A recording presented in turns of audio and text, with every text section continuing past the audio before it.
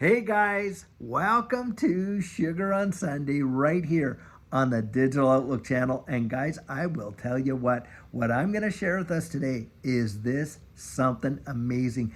Guys, if you're struggling to really believe how things can be turned around, this can make a massive difference right from here down into here. You can absolutely believe it. One word from God, bang, can change your life forever. Now, we're going to read a little story, and this is really not even that long. It's only 8 verses, and it comes out of Matthew 9. And just listen to what happened in this situation and absolutely how God came through for somebody in a major way, and the encouragement that it should give you and I. Is this something else? Now listen to this in verse 1 of Matthew chapter 9. So he, meaning Jesus, got into a boat and crossed over and came to his own city. Then behold, they brought to him a paralytic lying on a bed. When Jesus saw their faith, he said to the paralytic, "Son, be of good cheer. Your sins are forgiven you." At once, some of the scribes said within themselves, "This man blasphemes. Why do you think evil in your hearts?" Jesus, knowing their thoughts, said, "For which is easier to say, 'Your sins are forgiven you,' or to say, 'Arise and walk'? But that you may know that the Son of Man has power on earth to forgive sins." Then he said to the paralytic, "Arise, take up your bed, and go to your home." And he arose and departed to his house. Now, when the multitude saw it, they marveled and glorified God who had given such power to men. Now, guys, there's some big things to point out here. Number one, this person was totally paralyzed. Have you ever felt like that in life? Where you're in such a situation, you are totally paralyzed. There is nothing you can physically do. And what happened? Well, a group of their friends came along, and what did they do? They lifted him up and they brought him to Jesus. Guys, don't discount that. Sometimes in life, when we are going through major trial, hardship, pain, real pain, and we're stuck in such a deep level of mud, and friends come along.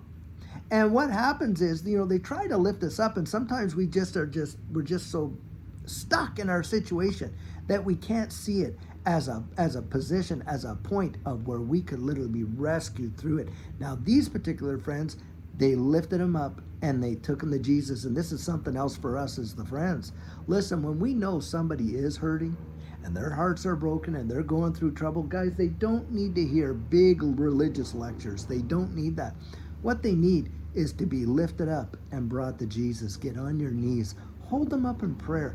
Love them. Go over there and just sit and listen. Don't say a word, and be a comfort to them. Let them, weep on your shoulder, as it were. Get the poison out, the pain out. So there's something to be learned there. If we're the ones in the injury, or we're the ones of the friend of the injured, right there. Now, something else is quite amazing. When Jesus saw their faith, when they absolutely stepped up in faith, you know what he said to the paralytic? And the paralytic never even asked him one thing. Did you see in there where the paralytic had said anything to Jesus? Nope, he didn't say a thing to Jesus. You know what Jesus said to him? He said, "Son, be of good cheer." Now, have you ever wanted to hear those words from the Lord? Son, daughter, be of good cheer. Your sins are forgiven you. I'm wiping that slate clean. Now, what was his issue? He's saying, be of good cheer, because, hey, having faith in Christ, having faith in Jesus, brought them deliverance more than just, the paralytic's body, but that his sins were forgiven. Think about that. Guys, sometimes we're focusing on the wrong thing. We're focused on where we are in this physical life and not realizing the eternity that awaits, and the fact that our slate has been wiped clean by the precious blood of Jesus. That is right there something to get happy about. And Jesus literally says to the man, "Son, be of good cheer." Now, think of that salutation right there. He didn't call him you, hey, buddy. No, he said, "Son." You see, there's a relationship that we have there. There's an intimacy in that word.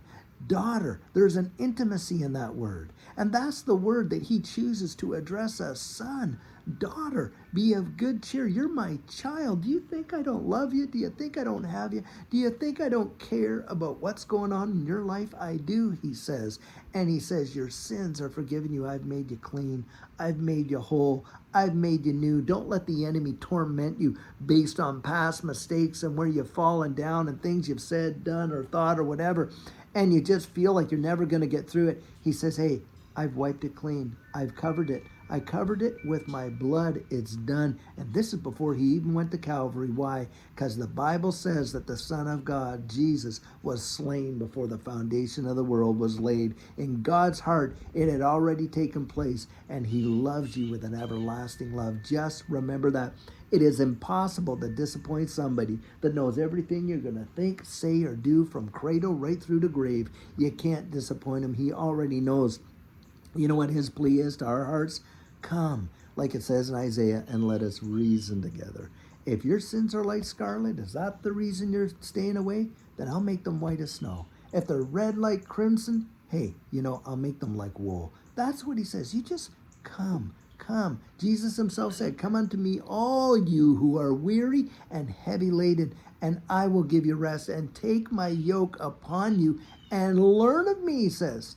Because my yoke is easy and my burden is light, and you shall find rest for your soul. And he says, and he also said, because I'm meek and lowly and humble of heart. God is what he's saying is, hey, let me take the reins of your life. Let me guide you. And I'll tell you what, I'm going to lead you into green pastures, and you're going to find out, hey, get to know who I am and get to know who you are because of how I made you. Vitally, vitally important. Now, what happened was, these other folks on the sidelines, they're looking there. They start criticizing in their hearts, don't they? Oh, man, this guy blasphemes. They missed it. They missed it completely. They missed exactly what Jesus was trying to show, which is the mercy of the living God and the love that he had. They missed it. And what did they do? They looked at, oh, well, he's blaspheming. He's this, he's that. And Jesus said, listen, is it easier for me to say, hey, your sins are forgiven you, or take up your mat and walk? Well, on the natural eyes, they can see this guy is like a paralytic. Now, in the supernatural, having your sins forgiven, well, no one can see that, but God sees it, and it's on his ledger. Now, is he saying, hey, what's easier? Your sins are forgiven, or take up your mat and walk? But that you may know that the Son of Man has power on earth to forgive sins. He turns to the man, he says, hey, take up your mat and go home.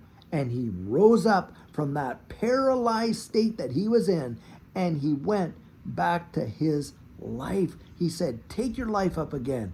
Go to your home, go to your house, go to your family, go to those that love you, go to those that know you.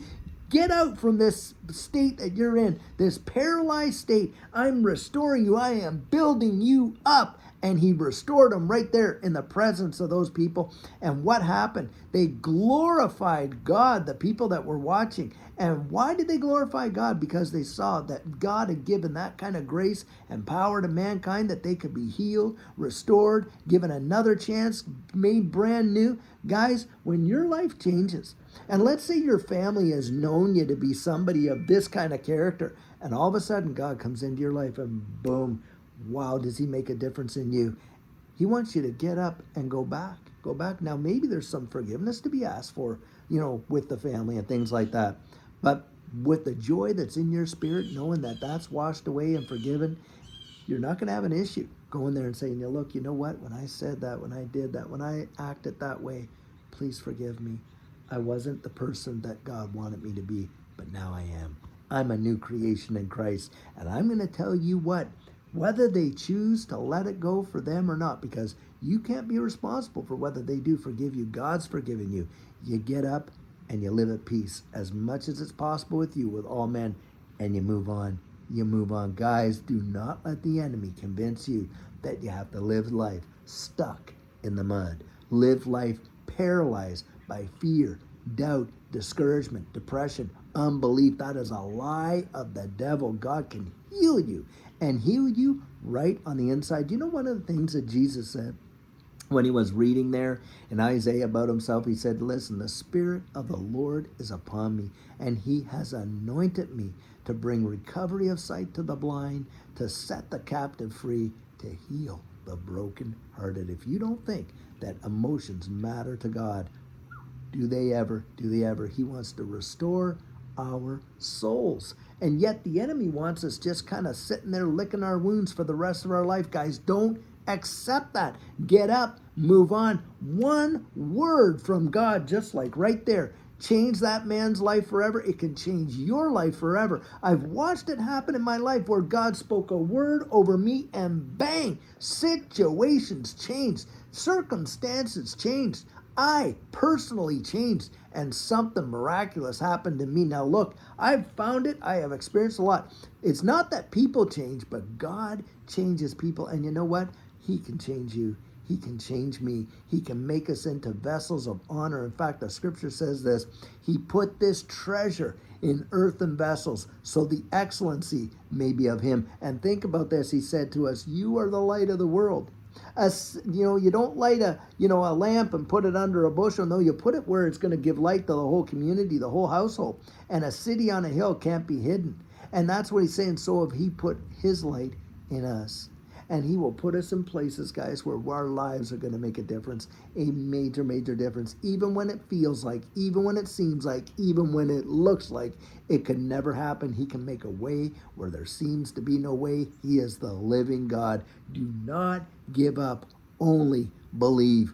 Only believe. And I'm telling you what, bang, can things ever change? Now, guys, let me just take a few seconds to bless you before I go. Father, I want to thank you right now in Jesus' name that there are folks who are going to hear this, who are seeing this right now, and in their situation, the enemy has lied to them and told them that they can never change. There's nothing they can do. They are totally paralyzed and there is no help coming. Well, that is a lie, because you said in your word you came to seek and to save that which was lost, which included us, included them, included me. Lord, right now in Jesus' name, I pray that those shackles would fall off and they would see that you are their hope, the hope of glory. And that, Lord, your desire is to restore them, make them whole, give them a brand new life, cause them to become an absolute brand new creation. Like your word says, when we come to you, that's what you make us. And they have a new beginning, regardless what the past was, because your blood covered the past, and they have a new future, and that is a future with you. And Lord, I proclaim it over them in Jesus' mighty name. No weapon formed against them is going to prosper, and you are going to make a way where there seems to be no way, because that is who you are.